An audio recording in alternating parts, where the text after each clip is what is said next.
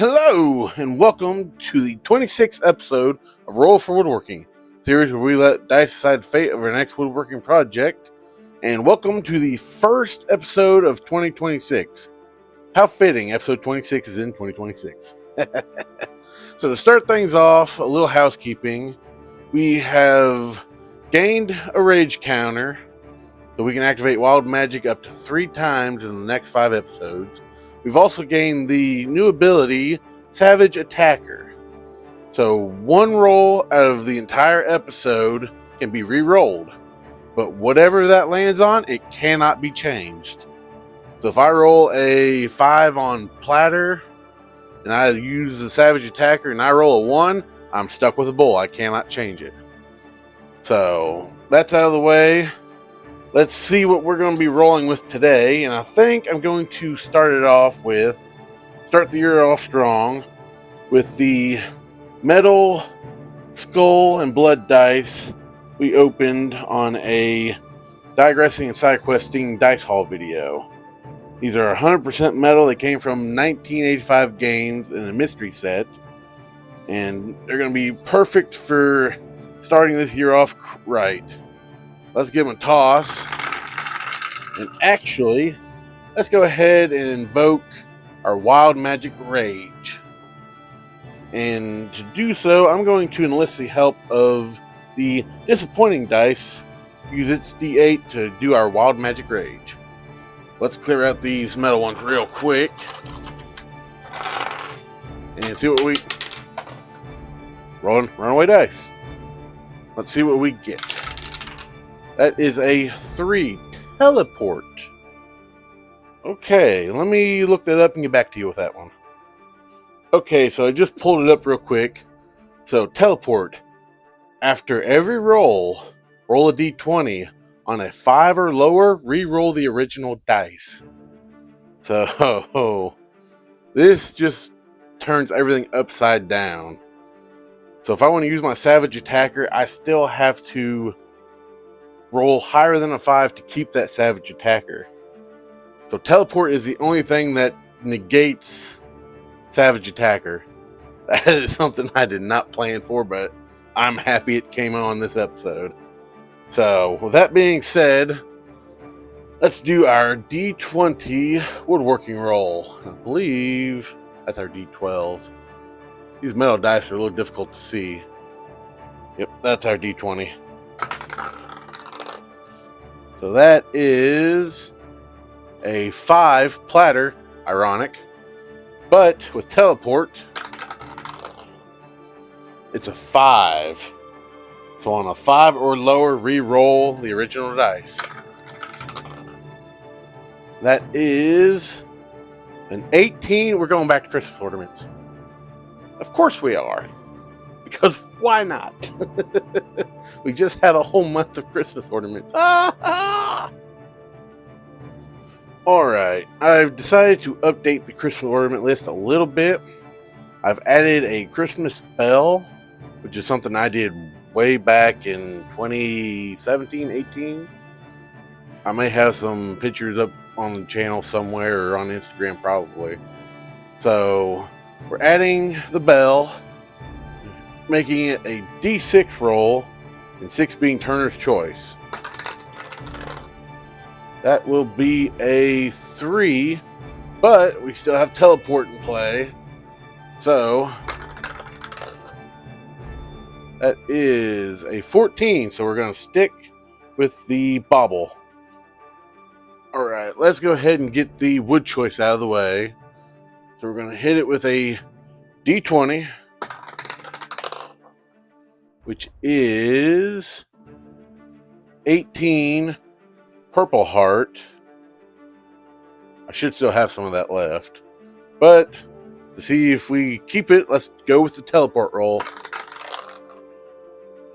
That is a 5. We do not get to keep it. And it becomes 2 hickory. I'm going to go ahead and use the wild magic and add proficiency to it. I'm going to bump it up to a maple. just to make it a little easier, because I don't think I have hickory in the right size. I need to double check that before next time. So that being said, let's take off our wild magic, because it's done and over with, and let's move on to the size roll. Alright, last but not least, our D6 on our size roll, which ironically is a 1, but with teleport, what is that? That is a 9. However, I'm going to use my Savage Attacker for this episode. Reroll this, and hopefully we get to keep it. That's a 4-inch. Okay, that's a little more doable. And a 13. So we're going to keep it at 4 inches. Much more manageable than 1. So let's get to it.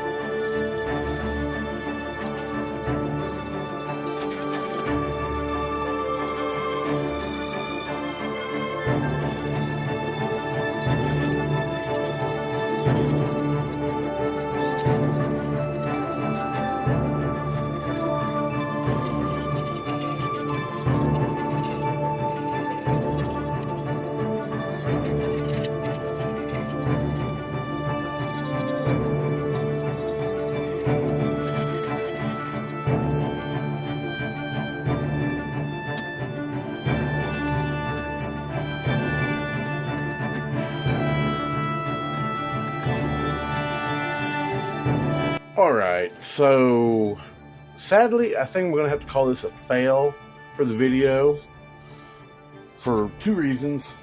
One, this thing is rock hard. Like, it's probably been sitting in my shop for upwards of 7 years, and since I turned it on its axes, I'm turning corner to corner pretty much, basically the entire time my tools are in contact right here. This is mostly all ingrain with how it's orientated. So I don't know if it comes through on the video or not, but it is actually stopping my motor as I'm turning. So this stuff is rock solid hard. Secondly, this void. Now, the void itself is very interesting with how it's orientated. Like, I thought about maybe just continuing to carve out and turn down, but for the parameters of the video, it would get way below 4 inches. So I'm going to go ahead and eat this as a fail video. It's either going to be a 0 to 10. I might bump it up to 5 just to say it's a dead even experience game, because I got some ideas for this. This is going to go into the finish it category, and eventually I think if I set this up right in a container and get good casting resin and some dyes, I think I can fill in these voids with a nice, I don't know, maybe blue color, kind of have like a river effect going through it. I think that'd be awesome. So for now, I'm going to go ahead and eat this as a fail. Let's give it a 5 out of 10 because of the potential. It's not a complete failure, but it is a failure. So, yeah, let me know what you guys think. Let me know if you're excited about this aspect of it and what could happen here. And give the video a like, share it around your friends, and I'll see you next time. Bye.